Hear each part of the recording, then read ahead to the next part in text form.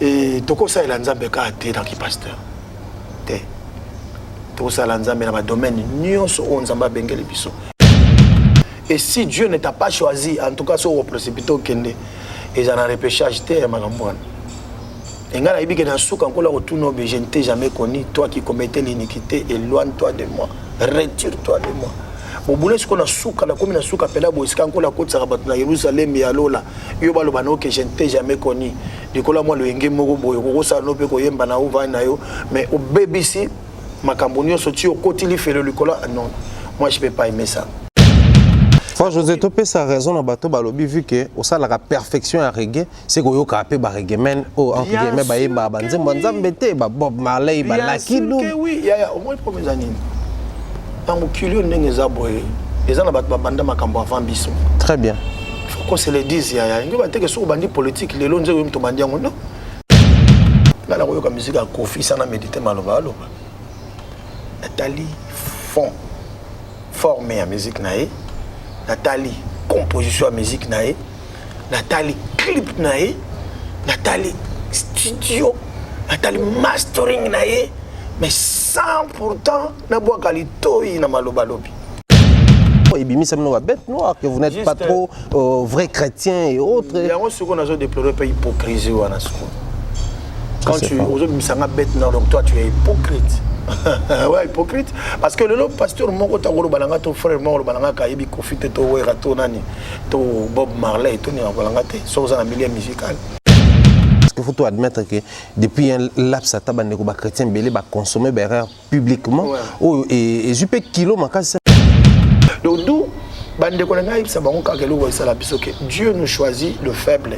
Yem ta comme ça biso fort. Mais ceux qui bozo koka ko limbisa biso te na mabeto sala parce que ba erreur abandela ngo 2-3 fois. Mutako se erreur mbala moko sala na noté. Mais batunde siko batika la kaka na erreur wana.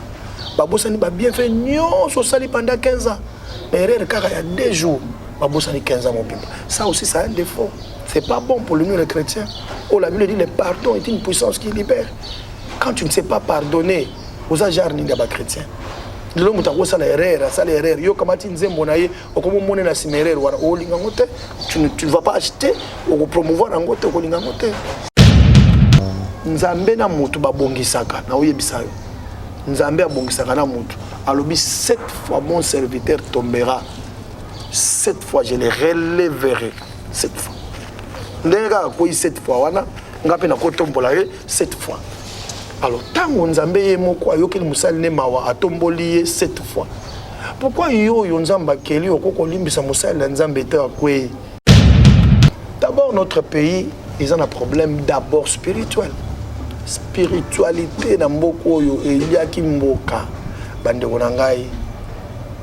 Nazo condamné penza te ba Mobutu to ba Mobutiste to famille Mobutu loin de là. Oui, les gens qui na okuna heureusement de mikendele. OK nanga kuna te bande konanga OK nanga kuna te. So okonomi na condamné Mobutu na regretter.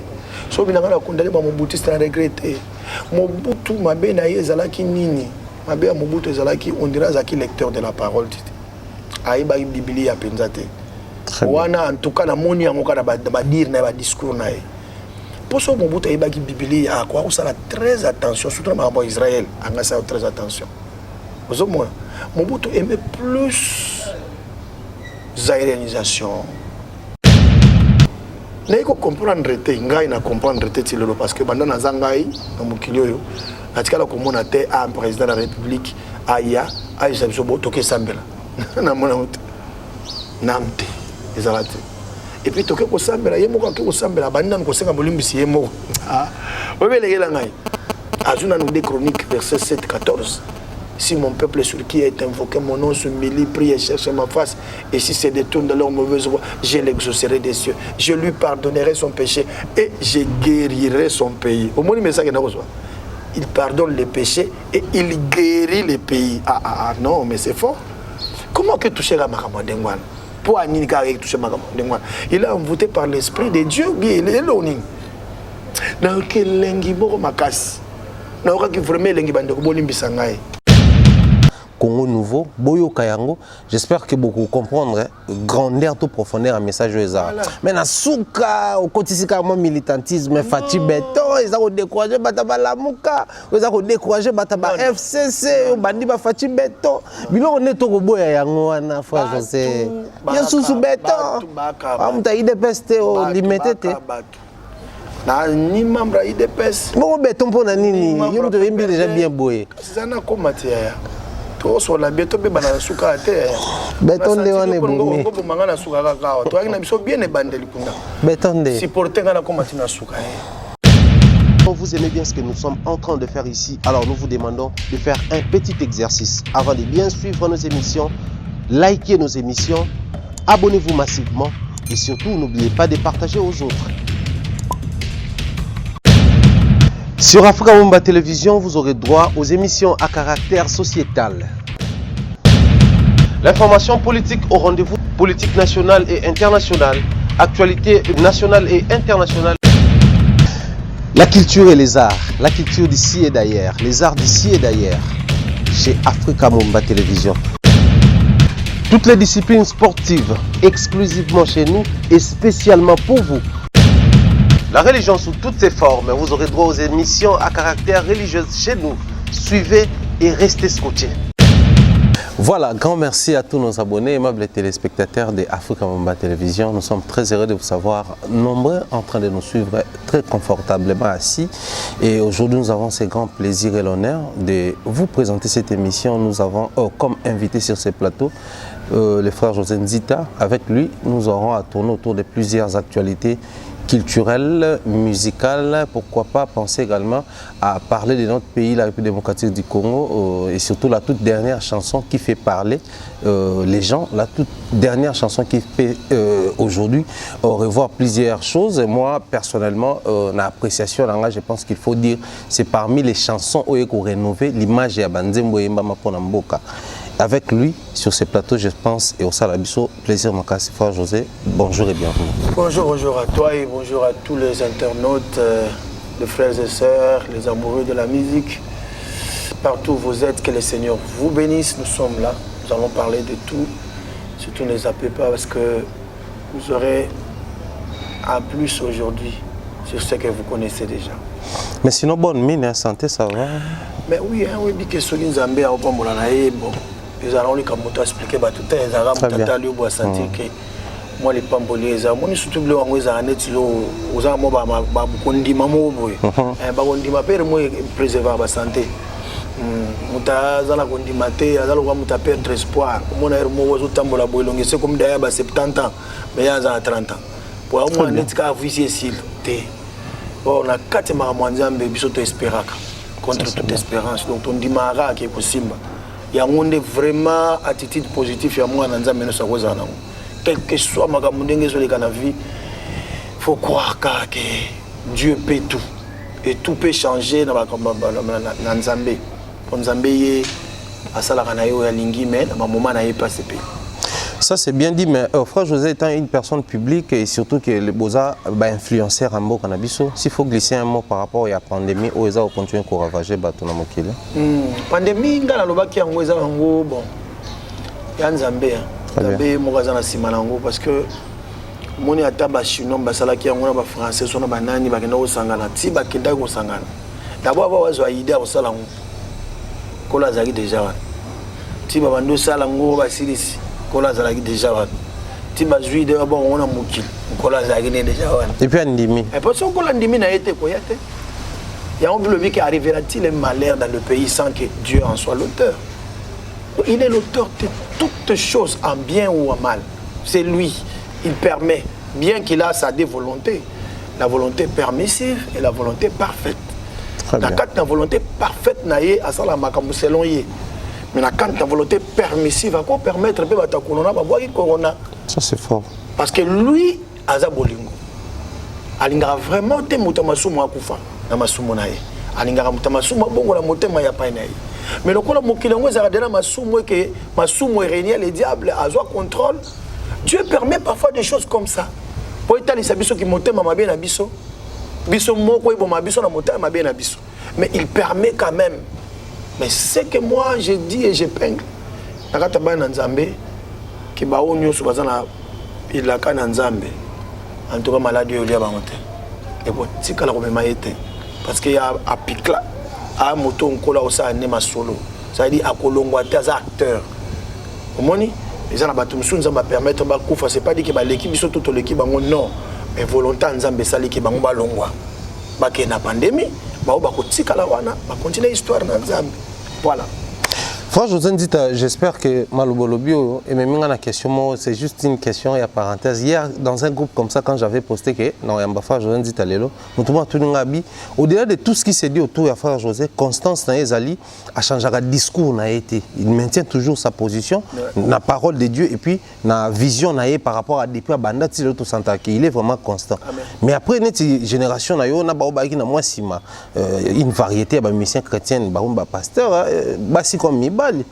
Nous avons tout vu mes frères José arrivé à un niveau nini. Aza déjà pour préparer pour babé un évangéliste pour ça na pasteur to pour joindre nous était tout na moni ben intérêt à côté kunate. Bon, c'est une question un peu pertinente mais na koloba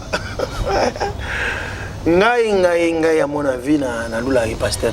Ah donc après frère papa na loba bon té na lula pasteur. Mais so ya loba ki yango c'est pas bon. Nzambe azana bandenga sala. Alors bon ba lebele moi j'ai des vidéos même mais lelo il est pasteur. Je ne suis pas avocat ya ba pasteur, to ya ba oba comme ba pasteur non. Et je pense que bazana bon moi mutura mutua yebindenga komi défendre soko tcheli micro. On peut tout to ba payo non ngala zo ebisa yo ke zwanga na maloba na ngai. Très bien. Soki lelo na kozala pasteur en tout cas nzambe fa loba on a plus de 20 personnes. Y compris na yo pourquoi tous qui ensemble. Faut yo kapé pour so nzamba ngasala lokwa na boya ki on a misu na yo en tout cas nzamba convaincre. Très bien. Au vandi pena na butu bonko la biso te obina biso ke frère Joseph comme pasteur obika ni aka mpana yo mengana kangie kana makasi. Akoma tango ya yo moko lo bananga tete ko discuter tenga mo pe kolosi ayibisinga. Donc nazo sabatu ba otala ngai et toko sa ila nzambe ka te dans ki pasteur. Te tout ça dans le domaine nyonso onzamba bengeli biso et moi je me sens très à l'aise dans ma poésie de chant de chantre nangaka penza koyemba mingi pe na monaka awande na sa ila nzambe bien pour na développer nanga ya bonzambe na koyemba malamu et na yebi comment côté ya nzambe na nzembo na yebi na kusala kango vraiment passion na ngai comme ça profession na ngai na yebi comment écrire une chanson, comment prêcher et puis na yebi banzembo na ngaso na komi yango ko ina moment moko boye ko ratete na yebi yango na yebi donc j'aime ça vraiment à l'aise na pona ngai et pona ba oba comme ba pasteur je les en veux pas baza bango hein baza bango na kolinga kutu te na bandoko ta kuna et chacun d'eux a yebi na circonstance ni nzamba benga ki ya comme pasteur. Très bien. Mais là on a quoi signifier ka kezali pona ba oba zo kana koluka kokoma. On ne devient pas pasteur, mais on est choisi pasteur. On est préparé par le Seigneur, on est établi pasteur. On ne vient pas, on ne parachute pas dans la Makambouana. Bayaka vraiment Nzamba Ponyo parce qu'il a dit dans Éphésiens, c'est lui qui les a émenés captifs et il les a fait les dons à l'église. Baba Nzambe yemoko ponaka apesi bango matière parce que moni koya comme pasteur. Ce qui nkola benga yote ya chemin moko lokwa net maçon mais avec sa menuiserie. Ça c'est fort. Tu comprends? Oui, parce que OK ça menuiserie mais yo un maçon. On remarque que makambo yoko sala rapidement à 20 ans sur sali maçonnerie. Mo sala ngona 40 ans na menuiserie parce que OK forcer boulot mo boy. Mais ce qu'on risque dango eza mingi po moto engagé oté na boulot. Mais yo moto désirer kokoma. Fort déjà. Donc s'il faut faire une lecture sur terrain, tu peux retrouver peu bateau comme si on peut suivre ba propos na yo. Nous avons parlé d'une manière générale. Oui, mais après, surtout cette lecture, tout le monde est en bateau. Bien sûr, exceller. Bien sûr, quelque chose à mon côté, à cause de la côte, par rapport à sentiment, on a le yenge. Aïe, naïe, parce qu'il fallait qu'il passe terre pour abouler ma camp abouler. Mais on a vu ça, ok. Patron moko kaka kamarabatu kuna kaganga rabatu za Saint-Esprit. Et si Dieu ne t'a pas choisi, en tout cas sur le précipité au Kende, ils en ont repêchage terre magambouane. Et ngala ibi ke na souka nkola otuno be je ne t'ai jamais connu, toi qui commettais l'iniquité, éloigne-toi de moi, retire-toi de moi. bobule siko na suka la komi na suka pela boisika nkola kotsa bato na Yerusalem ya lola yo baloba no que je ne t'ai jamais connu dikola moi le ngé moko boyo ko sa no pe ko yemba na uva na yo mais au BBC makambo nyonso ti okotili felo likola non moi je peux pas aimer ça donc ba on so ba otala nga ici vraiment na kat na bango ba jouer interpellation ko yeba ke non na yakinga moko ba binganga te sincèrement isa tango pena pona yo ozong sano mindo ki na sima vraiment isa na lobina ote qui s'apprendre à laisser hein mais isa ka conseil par rapport à neto yebeli degré makambo ngoyela. Ça c'est fort, j'espère que ces messages les autres tenir lieu aux aloko l'interpellation qu'on a bande rebelle au bas proclamer bango ba pasteur par quête ou révérence moko boye comme évêque bishop ndepé maman comme na archibishop boye on craint que archipape bakota na marambango à la lire ouvrir les choses et puis célébrité maman mais franchement aujourd'hui il y a une question comme ça j'espère qu'ils appellent une belle manière ya ko ça peut moi témoignage. Aujourd'hui, ça fait combien d'années on a déjà dans milliers de musique, dans la vie publique, dans la quantité de dépôts, un succès, 27 ans. Alors, dans 27 ans, au salimo le style musical est bel, mais caché dans le bima le roi mutumoko a sali reggae dans milieu chrétien. Mais surtout plutôt parcourir des 27 ans où nous souti descendance on est tous en bateau baïsima. C'est quoi les secrets à faire José pour maintenir style loana pour ça là après plusieurs années ozo lemba yango et pourtant physiquement boy et c'est nga danse makasi exercice il y a fois et c'est nga makasi yo au réussir yango mais après au total sur terrain bateau bayak après flop. Après flop mais ils ont maintenu c'est au fait les secrets le moins l'option au Saint-Esprit non banga nzambe ça biso bina techniquement non mais là on a koloba isa les campo d'abord il y a kozala na objectif ça veut dire quoi quand on choisit quelque chose au salayango au même à nzambe no lobi boli mosanto na nini il faut mutu yo moko miyeba à se positionner dans makambo azo sala. Très bien. Na autre petit exemple ya maçon na menuisier. Donc ça dit que zolo côté lokola ozo le kango likolo maison lo wa passion. Ce que za passion na kat na yo au ressentir et bando produire kat na yo de ko peso ba inspiration. Et loko nyonso mutalinga mingi amimango na perfection. Très bien.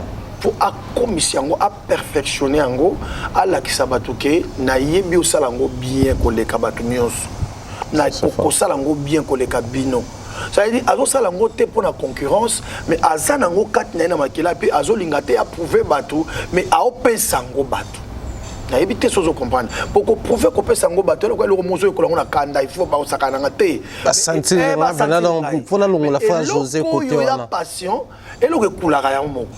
Ça y est, zakati na yo ezokoule et biloko wana soko sentir que zo ya mona bana biso ndeto moni to kolisa bana faut tala rapé bana et lo ni nyango pena kanga manango facilement soka zui yango asala yango bien et noka polo kaka bana balobi que no mwana faza la juriste okelo kaka otikana kola ba juriste alors que kat na yo zo mona lo musumu te dégagaka ba plan soki dégager asala yango mieux ko le kaoyo.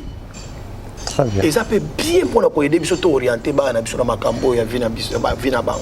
Et que nous au piquer les canaux de cambo yo lingi non. Faut la tendance na yenta wa sala bilo oni asala bien. Tango okola wa lelo oni exercer malamu. Nga penza ngai musique so musique on a sala na yebi yango parce que na sala ka tuna c'est documenté na yango. Na yeba ndenge nini na contrôler ka yango. Et na sala la information et musique yango na yeba ndenge nini zo matela ndenge zo kitela na yeba ndenge nini évolution yango ezalaka. Faut José topé sa raison na bato balobi vu que au sala la perfection à reggae c'est ko yo ka pe ba reggae men o entre guillemets ba yeba banzembo nzambe te ba Bob Marley ba Lakidu. Oui, il y a au moins premier année. Tango kilio ndenge za boye ezana bato ba banda makambo avant biso. Très bien. Faut qu'on se le dise ya ngo ba te que so bandi politique lelo nze yo mto bandiango non. Ba grand politicien ba leka na mboko oyo ponga na politicien chrétien na occupé mututete o sabere pourquoi to kino tanga ngo ba professeur on a ba yebi ba pesa biso d'ontologie tango zo kota oza na matière oye ba position ko pesa la ngwe pa bato comment ko lo ba na omi politicien na bonzambe est-ce que zalaka Ah, mais tout le monde a un parti chrétien à Ebima. Non, parti chrétien, mais il faut aller pour la coaching, c'est mon boulot. On a un politicien en esprit, ici, ok. Non,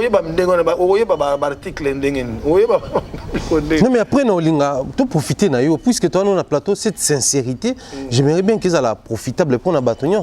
Les frères José qui maintient sa position dans style musical, au-delà appartenance spirituelle et autres, mais pour perfectionner tout non. Même si c'est ça, bon, à style, guitare, jazz et autres, parce que la musique, on a une invocation, la musique, on a pas diable. Écouter la musique sans méditer les paroles. Fongo la biso moi moké. Na mono côté son zela moko. Bien sûr, nazo ibisa solo. Là la koyoka musique à Kofi sans méditer maloba aloba. Nathalie fond formé à musique naé. Nathalie composition à musique naé. Nathalie clip naé. Nathalie studio. Nathalie mastering naé. Mais sans pourtant na boa kalito na maloba lobi. Est-ce que vous comprenez? C'est-à-dire maloba à lobby, na sali traitement à voix, na sali traitement à musique, traitement à instrument. Avec une musique bien, ça la musique n'est malam. Et ça va m'aider.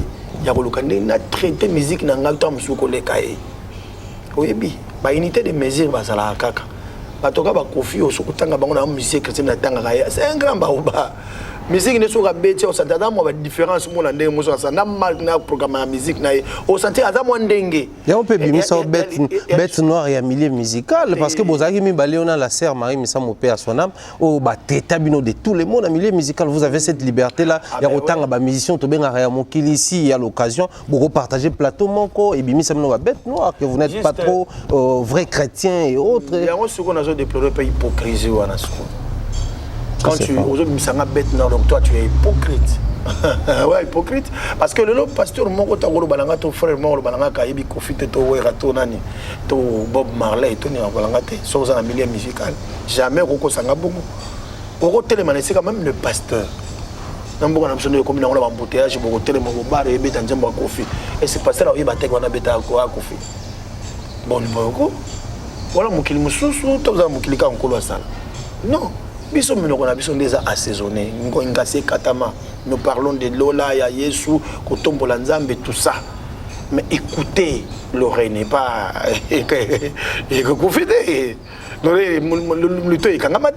ça nous aide par contre soto yoki bango niveau musique na bango salawana ça m'aide à perfectionner ma musique pour la gloire de Dieu maintenant ce n'est pas pour rien que Moïse a quitté le Canada pour Pharaon. Ils ont raté pour comment Mouta Pharaon libéra. Si à côté de sa mère lui disait que toi tu es hébreu. Yo amuyuda. Au Vandia, pour y aller ndenge na bango pour kola na mission mo sana yo pour kota foi baba chambre ya landeni. Jamais oya okanga Pharaon so wi badu baba chambre tena ba couloir akotaka. Bandela ko vanda wana otimbe la kota sukula ka kota kota ka kota oza mwana ya palais. Mais na sang tu es juif. Nzamba permettra tous les collègues babilo comme sous son ande konangeza poto zwaka formation. Et na batum sou baba chrétien mais ba forma bango pa ba occultiste ya kosakanate. Ça c'est pour les professeurs les nani ming baza ba na ba occulte ba case. Un professeur qui te donne la matière toi tu es chrétien mais lui il est occulte. Tu n'as pas besoin d'aller à l'occultiste à cause de professeur voilà non. Mais toi tu soutiens la matière pour et ça là yo vilobi. Vous allez me tourner avant de défendre ma valeur chrétienne. Na matière occultiste aye kusayo. Mais personne ne connaît forme ma chrétien sur la minute. Yo ndo commission ko pesa ngo bien na maïle dans Zambie likolo. Frère, détrompez-vous. Et là mon côté chrétien ya salam mukili. Yate. Biso ya to botama ba chrétien to kuta nyonso mzu bat basala sala ngo bat msu ba bongola pe ba ndoki ya mystique. C'est donc l'avion. Ils ont aidé biso le loto que noté à monde entier. Ça kaka avion kaka. Le mois de mimi bino likolo et le molo qui na poto to 800 km 8000 km et qui tsukuna. Oko raisonner on peut la bien. Est-ce qu'il y a au nom de Jésus l'avion bima. On y est le kon.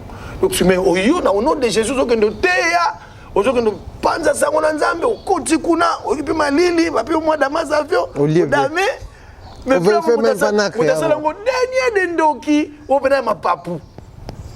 Pourquoi Matiango on a raison ya kokende côté ya sango malamu biloko nyonso nezo servir biso poto sala obi que Satan ti lelo ana service nzambe.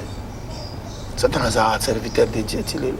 Mais frère Joseph que mamuto lobo ememinga na question moko message au photo kutango partout na ba chrétien surtout particulièrement na ba misien de bozala kawana tout eza spécificité on nzamba pesi ndeyo to pesa bino ba catégorie moko ba bato bato musu basana ba na hypocrisie mais bino ne bozala na sincérité hypocrisie ba hypocrite ba kota lola te ngai na lingaka bongo na ngande nazali je suis sincère.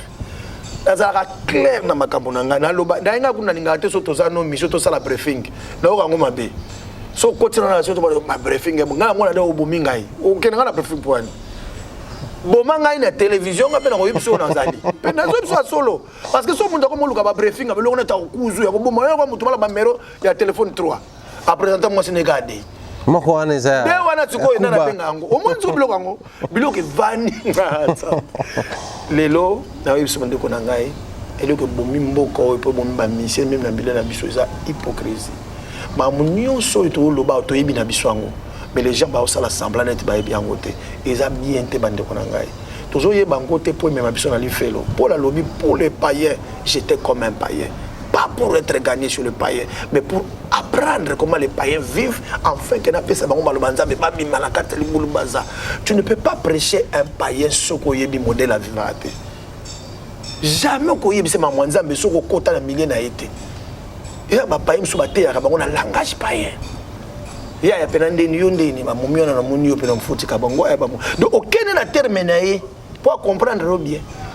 Ah bien aya pena lokwanga matika ba mominga pena otika na ngai zomona ele oni asala potika momi atika pe shimboke nga pena otika na shimboke sana ngo pelo te a comprendre yo po yo za pili aya parce que sozo kene njamba jali munjali shibani a osuta onanu abi ozana no toro a sutio a tindiko na musika po a okopere na toro lokwa yo te mingi baboya bate ya bango po na forme bakendela.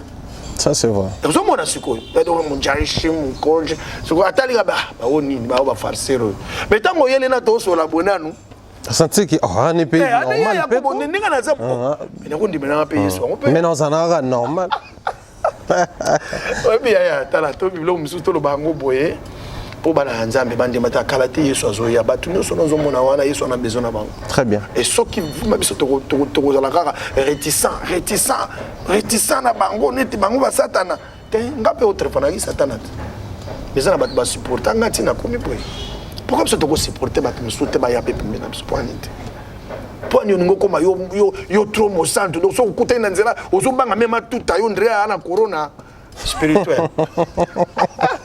Ça c'est fort. Moi je dis pour ou contre une collaboration entre musiciens chrétiens et musiciens dits Yamokili.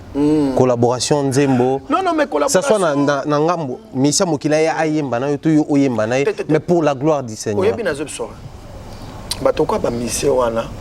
To na bango na collaboration moko. OK. To collaborer bango poto yemba banzembo éducatif. Ça veut dire banzembo malaria. Banzembo ya Rokima bandumba bokeba bozoazemi keba nyonso ya mokili o tokoyemba pona ko neti pandémie apiloko aboye tokoyemba na bango parce que nous sommes les éducateurs de masse tokoyemba ensemble poto te ya batu mais domaine oyo ya molimo bandeko na ngai ya domaine o bakota n'importe qui te ya loka ko simbisa mutu mundu ki molaxie cachette te ako sutuka tourner sans côté na beti.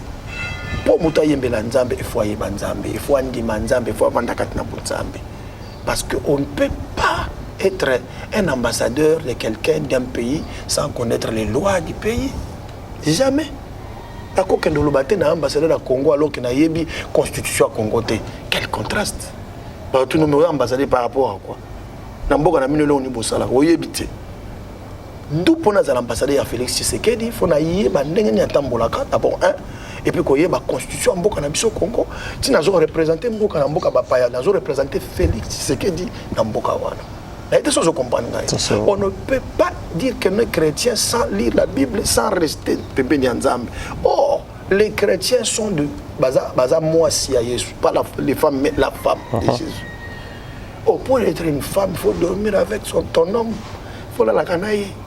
Mais contrairement, bande qu'on a vu, voilà la canaille. Qu'on a la canaille, qu'on a comme le manzambe, qu'on tosa yango, qu'on craindre yango, qu'on applique yango. Contrairement, on va ça la rencontrer. D'où, attention pour jouer net quand on met bien en église boy, que tonto yemba boy kaka, bisango moka benga beboto comme na tanga mabonza, frère fali ya yemba na tanga mabonza. Ah, obi ka ko varele sango na mabe. Ay bono ngulu kana problème nzambe ko ngala ko yemba nzembo na te chéri kine liboso wana ba momi abimbi pe bimala ba momi no wana ba kilota dimi te ya ko kate. Alors bate bosanga boyite wana za wana otuka nzambe akokoka te pa eza approprié te place wana ya yemba bongo. Il connaît poigné à ko yemba biloko ndenge wana place wana te. C'est parce que Aza appelé na makambo église te. Il y a Aza musicien. Il y a populaire, il chante la femme, il chante l'argent, c'est son boulot. Boulot na yé encore. Alors comme ta salaka directeur na société moko bondenge yali. Mais na makambo nzambe il faut kota na règle ya nzambe. Ba yé bakango pe bien, yango moni baza ba chrétien. Bakenda ko sambela na bango na église, mais tout en travaillant na ndenge na yé. Na mona walesa kenda pa ya nani wera kenda pa walesa. Oui, na bakakola sambela kapé kuna na dina, mais abetaka na yé na. Nani na maison mère wana ya yé. C'est son boulot. Azoango boulot naïe, bana ko andi siko venir na été si beaucoup le Saint-Esprit ko convaincre que non koto kuna fo ya ka libela koto wana mulimo mo santu mtakusalango mais leur présenter Christ c'est notre travail faut l'accepter bon ka que Yesu azabi alingi bino boy na kwaninga ka boy si beaucoup la ozala convaincre mais jamais ngana ko banda da bandolo kaka tournevis a réparer ba mitema ba tout ba o changer comme chrétien non ezala. Si tout le monde pouvait comprendre ce message, je pense que Malamu Mingi pour na milliers de chrétiens hypocrisie après toutes ces années, on a incriminé Banderonabiso surtout ndeko tuzana José Nzita Obaxina ndeko atika biso maïmi sambaza parmi bateau mi balete ba bango basumu ya musique chrétienne. Basolana ba mission mokili batanga bakombona bango balinga ya moba mabona plateau sans pourtant ba binge frère José ta ba binge José Zondima ba binga bango ba nous liste ye pas Zondima, ça dit des termes proches à la population bino bondima aussi facilement et pourtant ceux qui noir sur blanc ça n'a hypocrisie oyo et vous pouvez empêcher peut-être l'évangélisation la terre. Petit nanga elinzi mbo réalisateur ayebinga bien ayebi ndenge nga ina viva ayebi comment na krenya nzambe na ayebi comment na bise comporter na nzambe ayebi pe ndenge ni nazwaka musala nzambe devuma ayebi comprendre donc là le mususu tolo bango te na miso ya bato loka ba pharisien moko bo seigneur nga na banga kayo nzamba na biso biloko na te. Qu'est-ce que tu fais? Bakti nini opposa ka oso la kisaki nzamba katina yango ndele kimana donc so bato ba betela maboko te yoka o mi betela maboko yo moko zo mo nzambe yo moko te oza mo nzambe pona bato comprendre il faut na bato na mokili bandima peke katino ba mona nzambe te boso kasi nelo ne to bakande ko faire to fallait nga consulter nzambe amoni ke moi tuna te la lotim to mo frère José ko expliquer ngate aoya pananga kwa ibiki to coopérer na okota pena ebisi nzambe nzambe ba kopia explication ndoto nayi kaka na ndoto wana tangu musu yango muteke bende kote na ngape mona pemba mwa changer masolo tala botika biloko wana no kwa nzambe moko ate to tata mwa nzambe to mutu mo bwa za pembeni wana akondra ba kordo ba o azana ba papier ba liste ba kota lola kolo yete te nzambe amuta influence te yo influence nzambe nani bilo bi oya kotosa te akeli felo wa kotosa koti lola oya ozo pe surprise yo muto beta tolo na lola ngo sutoka bomko na fali ali kuna oyi sanzameni nzambe pena biso to yete biso kolo to bandela atia bloko wana nzambe tala nzambe a nzambe ya batu nyonso akufa ki po mutu nyonso a comprendre ya kota lola nde pasi ya Yesu wangu wana soki lelo soki to kama tatu musuto tindika bango mizonga place na yo moko siko yo za chrétien ndenge nini okomi chrétien ndenge nini. Pour chrétien, c'est la compassion. Christ lui-même, quand il guérissait, il sauvait, c'est par compassion qu'il faisait. Yo mutana compassion, mutabengo d'abord yende kolo compassion. Mais yo compassion aux angiango. On a continué. L'église mingi lelo komi ko bomba batu ndengwana. Ko répéter batu ndengwana, ko boaka batu ndengwana. Bazoye baté ki tamba sala bongo, ils n'accomplissent pas la mission de Jésus. Mission nzamba lobaki kutana na bango, lia na bango, ba ya pembeni na yo. Abi ce n'est pas un médecin qui a besoin de malades. Mais le malade a besoin d'un médecin. Il faut aller à un médecin. Est-ce que vous comprenez? Pourquoi approcher pour dire que malade a poussé le malade, médecin pousse le malade. Le médecin malade va coopérer. baye bandenge ni ba ko solola nzambe apambola bandeko nyonso oyo basepelaka la bandeko wana non po batikala na lifelo non po batikala na mabe non po batikala na makambo basalaka mais po baya vers Jésus mais baba nguna na biso te baba frère na biso baba bato to betala ba musique pona na mona do spirituel te clavier du Saint-Esprit la raté studio surnaturel et la raté ils ont ba studio to kota na biso na le kaboli biso na bango za ka fond mamutolo baka na makambo balobaka mingi basi bambongo banini bolona bango biso lobaka mingi lola Yesu sanctification comprendre. Ça c'est bien dit, je dirais comme ça bien de bonnes choses à Maestro Hélène Zimboulé Mondial pour l'assistance et également grand merci à Claudie Messa pour la réalisation de cette émission et dédicace comme ça en tout cas la bande de tout Rolanda Bisso Bolingaka frère José dit à départ sa sincérité mais frère José moi une lecture Bisso tout ça une analyse tout ça sur le terrain en engouement de la musique chrétienne et société la présence des artistes et musiciens chrétiens de là qui en tout cas n'a pas hit dans un sens où que to koki ko ça la affrontement to chevauchement à ba musicien côté tout le monde la musique dite musique populaire et s'affronter la musique chrétienne de par présence na bino ba production ba musique ba nouvelle chanson et ba hit frère Joseph Biminsinze mo seka frère de comment peut kuna bimission moi nange mo seka obeta ozo beta na ba émission ba baza ko senga mo seka ba senga mais vous êtes où actuellement et qu'est-ce qui fait que bon la sous présenter comme c'était hier? Bon, il y a des problèmes ici. Comme monsieur Zali a passé la première production.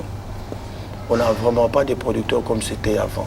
Ça veut dire un producteur qui met ses moyens et tout pour la mission à Tchelo Bala, à Tchelo Marmioso. Ça c'est vrai. Parce que le message est posé en anglais, mais sur le Tindi on a TV, Moboulou Pekaka. Et biloko wana nyoso wana makambo système to kutana nango ya ba réseaux sociaux tout ça là musique nzembo bolelo et comme mokili mobimba kata ngo bimé côté internet bamo bata Canada ba nango lelo kaka lelo alors biloko wana plus il est missing moi moké ba producteur et deuxièmement tout ça là qui na ba TV cam sur 5 sur 15 chaînes de télévision facilement sur Saline Zembo semaine mon cas bat baye bango 2 semaines déjà bat bango moi mon église parce que 15 chaînes car bat hôtel et maintenant là avec la présence de 450 500 chaînes na TNT zona ba chaîne ya libanda sur sangisa on a plus de 500 chaînes qui peut oser faire la promotion de 500 chaînes même ba kofi ba salon et les qui est belé ba chaîne qui nous peut ça mon ba chaîne soit à 500 pour gagner combien lobby. Nous avons tout ça, ils ont freiné moi mon épanouissement de la musique. Ils ont freiné moi mon promotion de la musique. Mais la musique est la même. Tu bêta la musique on nous la ngozaga yango soki bimi bimi penza. Tanet mikolo je suis béni penza ko bêta ba tiango pena pena manini ona ba petit peu bébé petit peu ataki pe. Mais et là on a ko yipsa bande ko ba otalanga troisième point c'est ce que aspect il y a la musique aspect en tu nous présentais la face d'un vrai chrétien d'un beau chrétien tu nous donnais ta musique tout ça mais la moindre cas erreur amuke olembisi mitemba batu tout wana bazakolinga mais tout ça comprendre ce que musique ne ce que bêta ole batala ngona lisu pena ya kolinga ba motala ngona lisu erreur nao plus ba otala ngona lisu erreur nayo ba olingo su malamte et vous avez succès. Place wana au meminga na zone moro. Ba ko lobela ngote. Ba lobela te oui mais après les vrais pardons existent dans le christianisme bandeko ba sali net erreur parce qu'il faut tout admettre que depuis un laps à bandeko ba chrétien belé ba consommer erreur publiquement et je peux kilo maka simplement parce que boneko l'exception face moro que José ndi ta o bozo mono boye yeso azui fufo pour son même non limo yango me koti na ngongo et en lié et place ça tout que quand yo koti sa bilo ko na mnoko ninga pe na koti donc c'est possible ninga yo koyaka ngape na koki kokoya mais naza kote ya kokoya te ils allaient le pe charge au bino en fait vous n'avez pas eu le temps de préparer le terrain avec sincérité on est comment peser sur bino non on peut pas préparer le terrain non mais sincérité dans le sens où que toi yeba que bozaka pe batu non on peut pas prêcher ça ils ont maté au théâtre kende bomo na ngana ya rapper mutu na kokoya qui peut faire ça musala nzambe ni ya ko table ko ndinga c'est ozo bonga malobi po yeba que non ça non ba dégâts c'est impossible tout est le quand on a que nous préparer na faible so moi simoga leki en tout cas na ko kana ngate bon musala nzambe continue alors que la Bible dit résister au diable et il fuira. Non. Tu es condamné à toi, mais tu es que nous sommes des hommes à part entière. Dieu nous donne la vie et tu as respect. Mais il y a un moment où il y a une distraction et le diable est au sakana. À sakana, diable au sakana. Moi, distraction, le diable viendra à sakani na yo penza, à sakani lokola mutu. Et surtout que mutango nga jouer l'esprit na yo. Alexio pe na TV quand débat élection na TV. C'est ça que je comprends. Donc d'où bande ko nga ibsa bango ka kelo ça la biso que Dieu nous choisit le faible. Yemta comme ça biso fort. Mais ceux qui bozo ko ko limbisa biso te na mabeto sala parce que ba erreur ba bande lango 2-3 fois. Mutango c'est erreur mbala moko sala na noté. Mais batunde ce ko batika la kaka na erreur wana. Babosani ba bien fait nyonso sali pendant 15 ans. Erreur kaka il y a 2 jours. Babosani 15 ans mon pimpa. Ça aussi ça a un défaut. C'est pas bon pour nous les chrétiens. Oh la Bible dit le pardon est une puissance qui libère. Quand tu ne sais pas pardonner, aux agents ni ba chrétien. L'homme t'a ça l'erreur, yo kamati nzembo na ye, okomo mona na simerero wana o linga ngote, tu ne vas pas acheter ou promouvoir ngote ko linga ngote. On est allé siko par ya mutu et monde face à la to en partie pour ceux-là qui n'a pas analysé en bazo ba non, ils ont une manière peut-être nzamba à dénoncer toi à rejeter peut ba tu es belé. Dieu peut dénoncer et rejeter. Pour battre une sincérité zati dans les pardons. Qui sait peut-être. Nzamba ko dénoncer pas ko rejeter. Et dans tout ce que Dieu fait, dans Bissou, ils ont un message dans Bissou n'aime pas bien. Quel message nous avons dans Simba? Et si on étudie bien mon message, c'est à toi maintenant de te corriger. Bon, si on se corriger dans Yokasi, vous avez bien dans Zambé. On est Nzamba pour convaincre Batouté. Nzamba pour convaincre Batouté. Mon sens te convaincre, c'est sûr. Mais les gens aussi doivent avoir la souplicité de pardonner. Très bien. Oui, il faut avoir la souplicité. On a l'ambition que Biloko tam so mon frère na salia salia mso balamoko. Yo salango tam sous 500. Yo salango sous 500 fois. Na 500 fois yo salango wana bakanga wana mte. Bon moko bakanga ba laxika ata 200 fois na yo beto be 10 fois ya pam. Vous avez montré que vous avez peine ridiculiser la ndenge on s'arrête. Donc batu baza prêt ya ko teka batu. Mais entre-temps, ils ont ça. Et la passe ma casse. Donc, pourquoi ils ont gagné les soutes et ils ont gagné juste pour battre les erreurs au cas. Alors que l'homme avec Dieu peut réparer. Nzambe na mutu ba bongisaka na oyebisa yo. Nzambe a bongisaka na mutu. Alobi 7 fois mon serviteur tombera. 7 fois je le relèverai. 7 fois. Ndega ko 7 fois wana ngape na ko tombola 7 fois. Alors tango Nzambe ye moko ayoki musali ne mawa atomboli 7 fois. Pourquoi yo Nzamba keli okoko limbisa musali na Nzambe te akwe? Pourquoi? Tobo ça la même te que lobby ozako stambela na Nzembo na ye pe opambola makinango. Obondela ki toute la journée na Nzembo na yo bimilo Nzambe kope simbaka. Ba mérite nyoso wana vraiment okotika ngoka likolo erreur moko. Ils sont capables de rétouffer mon ingano erreur te vraiment le cas sur la bouquet na guerre moko azuma sasi batiki eka ba beta iba achevé na mona basoda basala bongo te ba récupérer ba tien na tête ba kimine mbango côté kuna ba longole lisasi wana azongi sous na terrain asimbi sous arme ba joueur même ezala kuta ko ina terrain mona ba wisa arbitre boka ba le libanda. Pourquoi on boka ba libanda pour olanda na kaya moko na biso azawa a eu problème. Mais si la nature ne peut pas nous enseigner la biloko. Que toi qui na héros na biso moko to lingaka ya yembaka bien mais le lo akwei. Al to tout mon aka li boulot to kundi kaka. To so to kundi bango tout.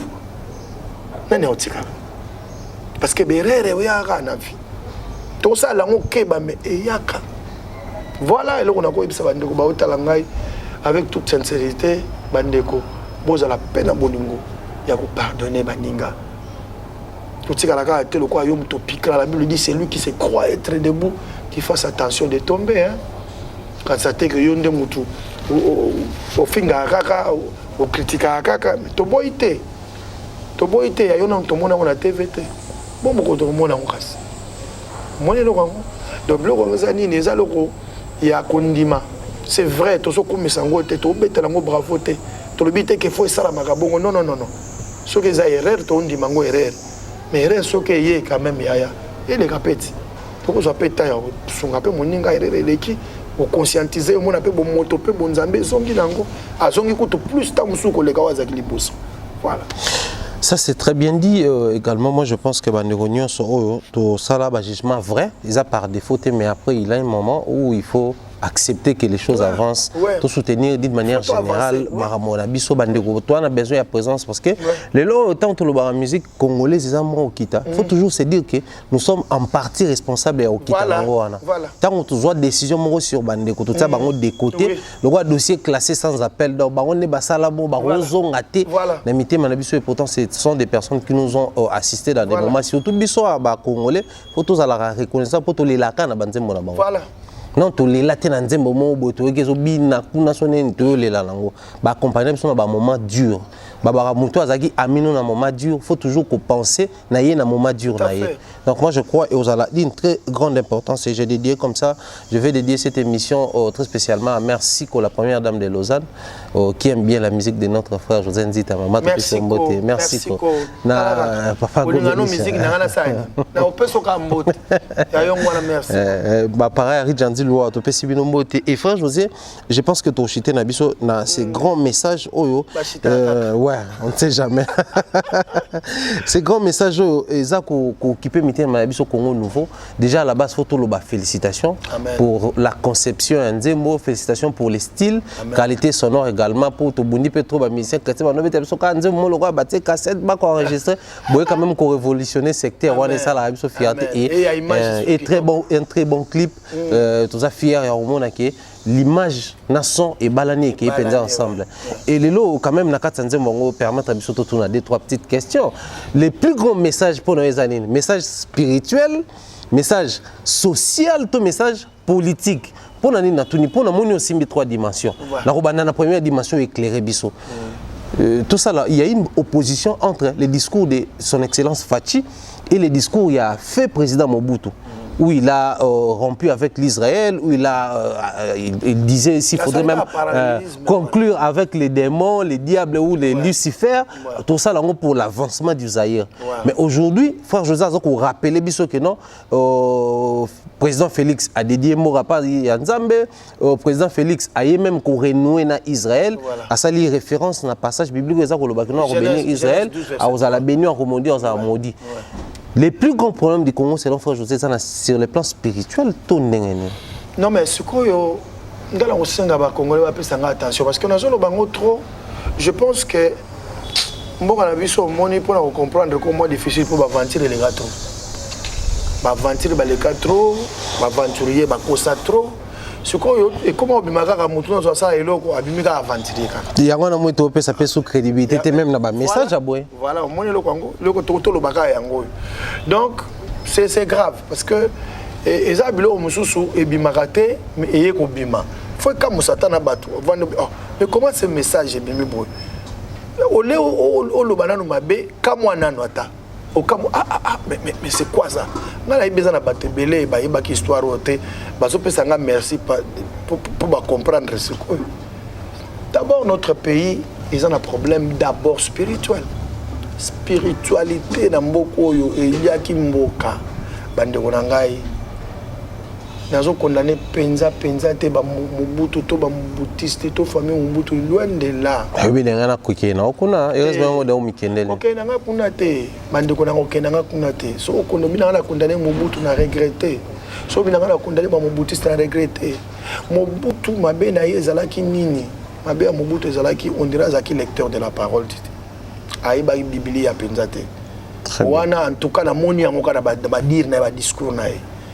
Pour ce Mobutu a eu Bibli à quoi on a très attention, surtout dans Israël, on a très attention.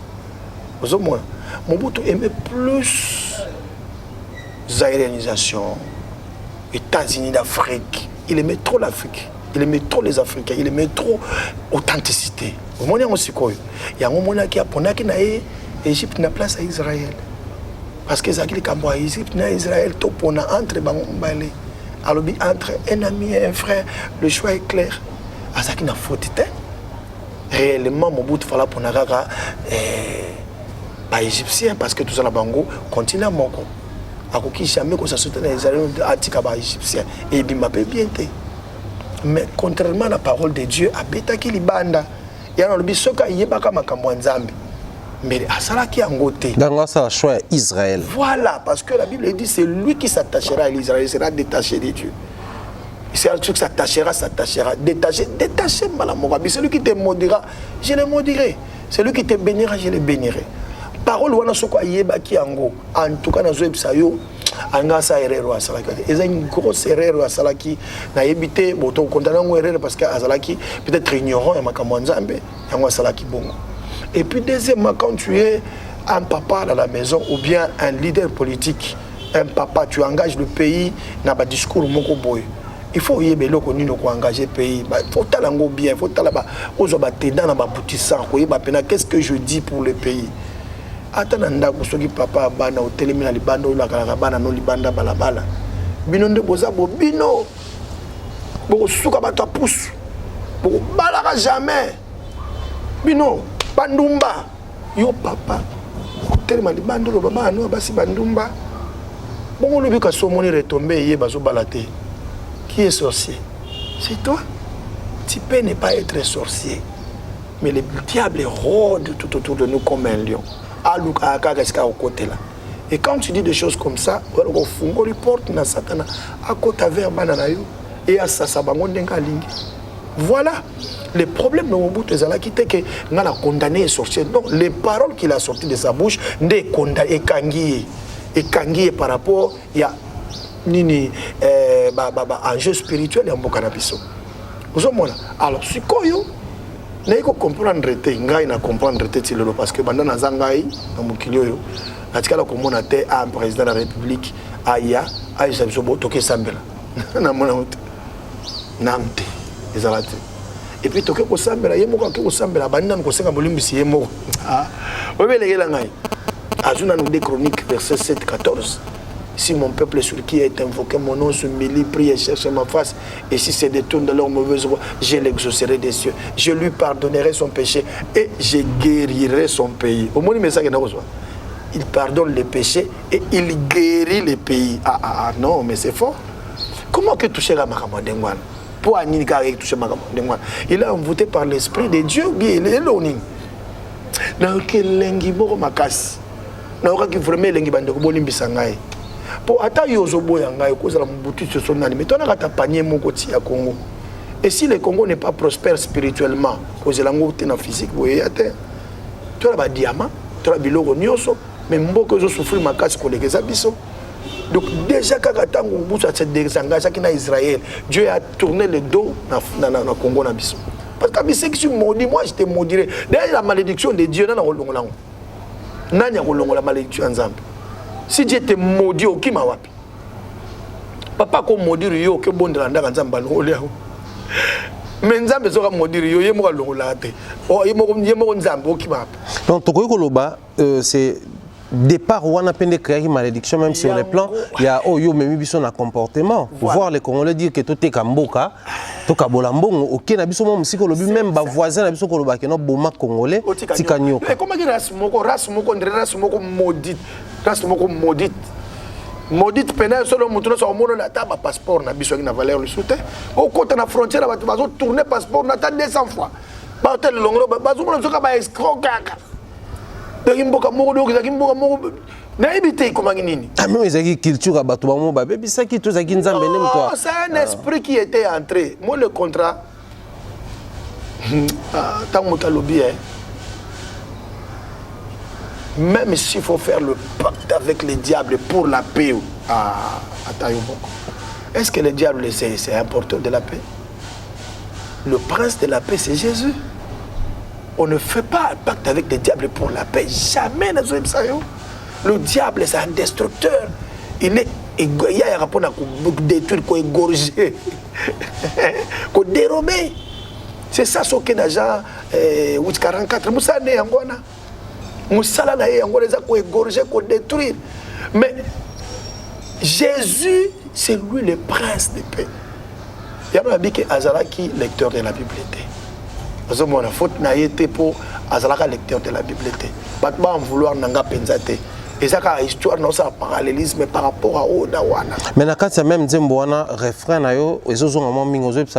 c'est comme si on portait charge, moi sans le savoir, je ne sais pas si c'est une révélation. On a rassuré Batukoloba, Makambo Bozomona, Bomona on sousté. Et puis le plus grave, quelque chose de grave, attention au président qui 10. On Simbati. Oui. Pour moi, le Guazanin, on a dit hôtel Naya, hôtel Naya. Tout ça, tout le monde a n'ingala bando bolim sangai. Hôtel là, à son minier belé l'école hôtel là. Ce qu'on y a un hôtel mais belé solo ya musakanate. Et na kama tina kati hôtel là, on va côté diamant na tsanie. Bande kwa tayo mo. Pour muta kota lubo na nia kala wana me.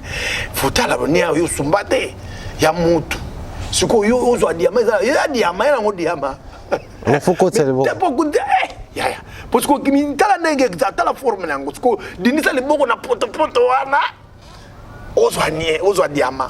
On se sentait tout le monde réticent. Congo est une tindengwa. Nous avons le diamant mais mama baskrema. Comprenez le Congo. Or tango ba continuer sur bango ya 10 wana na sima. Kaze simba ka tete. Pour na solani ato fini yango lamba. Nzinzawe baka keneza wana ato pakuli parfois makasi na soro wa kaka izo dégager kaka ponier au bomba monter donc ali bosso ba ko sala yango Félix asali na épargner Kabila na épargner tata na yepo ba pesanga discours spirituel ya mbuko côté ya on a épargner na ngabango to bango ba yaki ko construire likolo ya hôtel Mobutu atikaki tamusu ba ko zape na idée bien ba sala pour mboka mais le col hôtel ezalaki mabe influencer pe bo continuer bango na mabe tamususu bakamusu baki nango basala na makanisi eyete abule na suka ona na sala ngo mais eko yate po koto vani na hôtel wana eza hôtel ezo sunga hôtel eza hôtel ezo na nye makasi eko yate ata bato ngo basali sa ona musika ba obanga ndesiko vandi wana bien ozamba ida bien mais siko vandeli nde eza propriété pour mutu moko ya ocho maboko nete soso kompa lo ngo ya bakata ba leki 10 simba te po hôtel ya Kimabe, yo imaginez muta okenda lobi après moi c'est le déluge. OK, déluge ça na déluge au buka mboka ko panza. Comment tu peux souhaiter des choses comme ça avant que tu partes? Au petit souhait ndengwana, pour ça ko lekala simananga déluge. Fallait ba kota na monde spirituel ba tanga ba enjeu spirituel ba yeba qu'est-ce qui c'était et là on y ezala qui a kotika loko ndengwana te. Après moi c'est le déluge bandeni. Vous savez, tout le monde a dindakaka. Ce qu'on peut dindate, il faut savoir quoi là, président Félix Tshisekedi Sali. Dis-moi bien, message bien, sauf que 90% à Batou, oh bah yo qui ont baza toujours positif, bah félicitez-moi d'ailleurs, je vous invite tous donc aller sur YouTube taper José Nzita, bon mon est c'est nos profils naé, compte naé botala nzembo zawana Congo nouveau, boyo kayango. J'espère que beaucoup comprendre grandeur tout profondeur un message ça. Mais na souka au quotidien mon militantisme fati beton, ils ont découragé bataba lamuka, ils ont découragé bataba FCC, bandi ba fati beton. Bilo on est au boya yango wana fois José. Ya sous beton. Am ta ide peste o limité.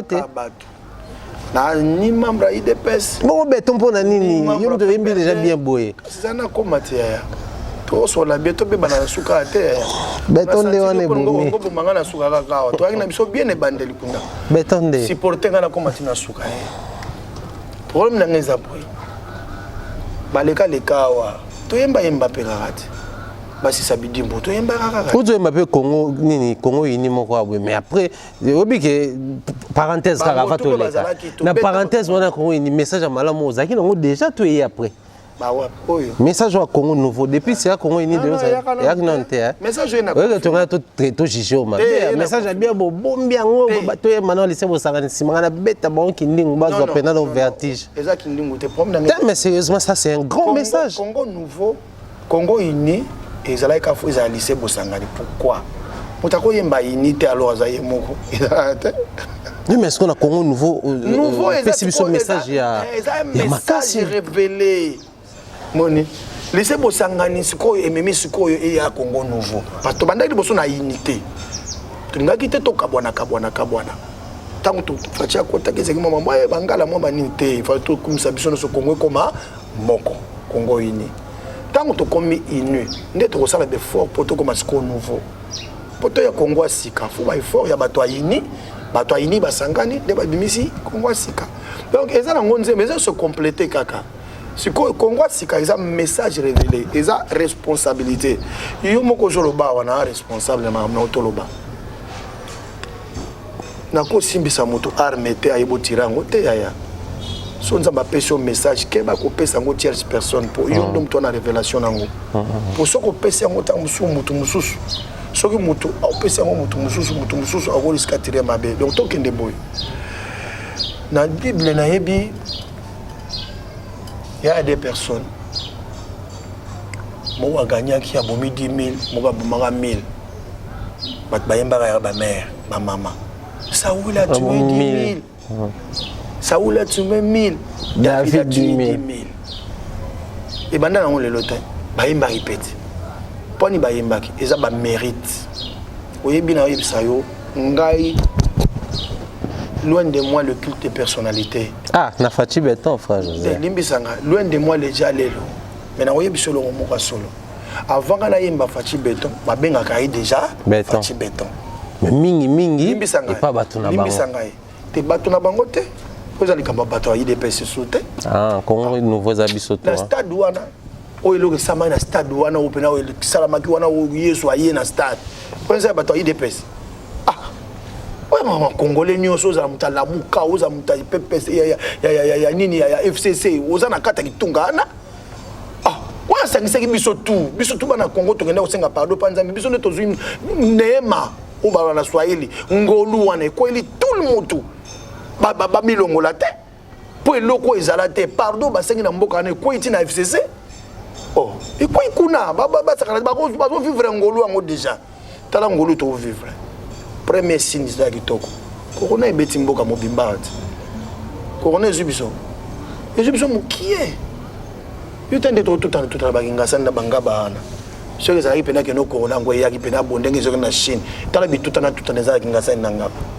mbe apelenge za pena bilokota ba 1 million par jour mais tala nzambe maka sali biso ay pargne biso nango penza oso mo biloko misusu so grâce kiti na mboka épargne kana liwa alors que limbisa na mboka na ngai ça y nzamba épargne biso béton c'est quoi na mutu apesa pe béton ngo mo a comprendre ite pourquoi benga ki béton ngana yo comprendre ngo sukota na sali nzemo na bia jona na révélation mais révélation na ya décortiquer ki monte béton fachi za nini quand on a présenté ki mboka na maboko ya Nzambe il a reconnu que Jésus c'est la pierre angulaire, la pierre qui construit le Congo, la pierre qu'ont rejeté les bâtisseurs est devenue la principale de l'angle. Moi, j'ai compris ça comme ça. Sur quoi béton d'engeni? C'est lui a même Congo a tiango skola béton. Ola tongango likola zelo. Pour na zelo yerekana. Na zelo so mbula ye quoi.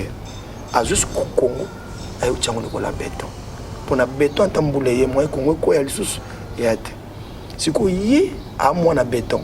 Pour Jésus c'est la pierre angulaire. Bon nous soit ndimeli yesu comme on appelle libanga. C'est quoi ye a moi na libanga. Ya ba bengi fati béton. Donc, à comme il faut béton pour Azamouana ya libanga. Donc Jésus de Nazareth, la pierre angulaire. Tous nous avons créé à Jésus, tous à bana libanga, toi banda mabanga. Ça veut dire que libanga yo pe libanga. Ce qu'on banga ngo ya kilo. Ce qu'on peut se faire ngo béton. C'est qu'on y a tongi Congo likola béton. Entre temps il mo pe les sous béton. Frère José Nzita, je pense que nous avons biso, tozong et la frère José plus tard pour na ba retomber en Nzembo oyo. Na ba sens na onyoso, na ba aspect na onyoso puisque la réalisation nous signale déjà nous sommes arrivés malheureusement à la fin de cette émission. Frère José tozawa pin album ah ba fati beto bandi boy après to yoga suboy et comme Congo ini après osa biso ba maramo Nzembo mso Congo les sous. Mais ce qu'il y a na boy on va nous manokaka. Non mais après entre nous soit dire rien de lucratif. Aux qui consulter quand même pas bateau ba rediriger bloc la maison civile ba bloc ya présidence et autres parce que c'est une chanson ils ont mérité accompagnement Parce que Lelo, c'est une belle chanson, mais risque aux la message à profondeur et sous kaka na moi cadre moko bato ba. Et pourtant souci ezali ezo sous pifo. Pozo en pifo to ebi moko to ba plus de 500 chaînes de télévision. Na makoki no moko to souhaiter tout ça là.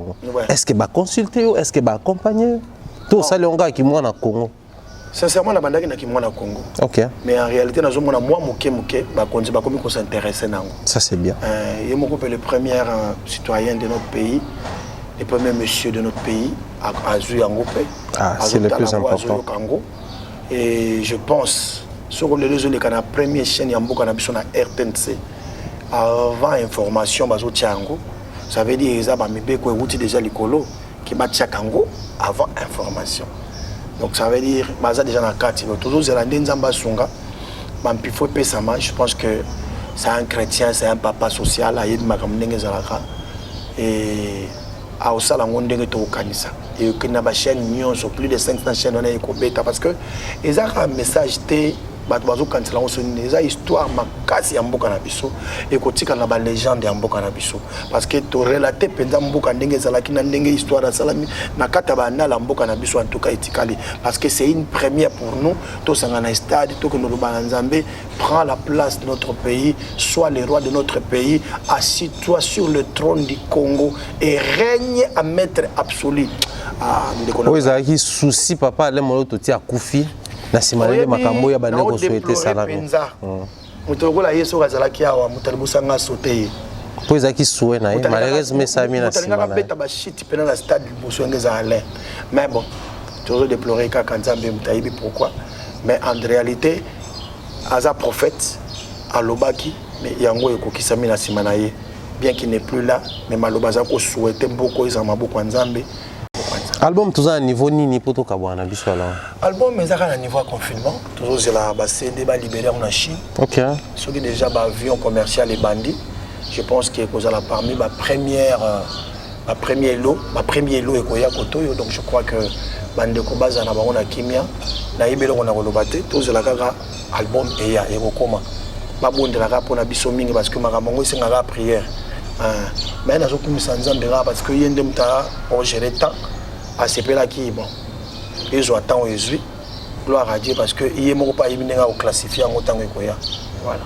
Merci frère José pour la disponibilité s'il faut dédier passage au oui s'il faut dédier à dédier bande konanga bazana à Londres de konanga grande sœur à madame maman Clarisse Muzozona et papa Soba Panzo ingénieur Moudi Miya qui est le formateur Pession Mbote Mingi à Paris, na moni maman Epainette Muzozona na pesi mbote mingi na mobali nae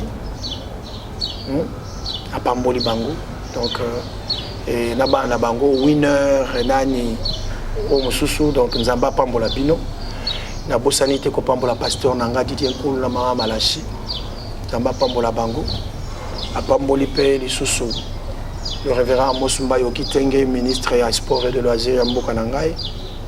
Nabo Sanité, le vice-gouverneur de la ville de Kinshasa, Nero Mbungu, à Ganyamba Misato. Merci beaucoup Nayo. Et puis, la Pamboli Papa bienvenue en Sibanda, en Sel, la maman Annie. Derrière des grands hommes, il y a toujours eu une grande femme. Merci na papa Igo Lotombo, na maman Fatou, ma marraine, maman Fatou la marraine. Nzamba Pambola yo et na Pamboli Eli Nzimbu, les grands réalisateurs et albums Nangai pe à Nzembo Congo Nouveau yo clip au kitoko baleli clip mobimba. Na bosanité na ba Nangai, na bani na mwasi nangala ningaka mingi maman Rachel Muzozo Nzita. PC Mbote Babizou, Vanessa, Siblim Grady, ba Nangai Bolingo, je les aime beaucoup. Maman la mélodie du ciel, Nzamba Pambola Bino.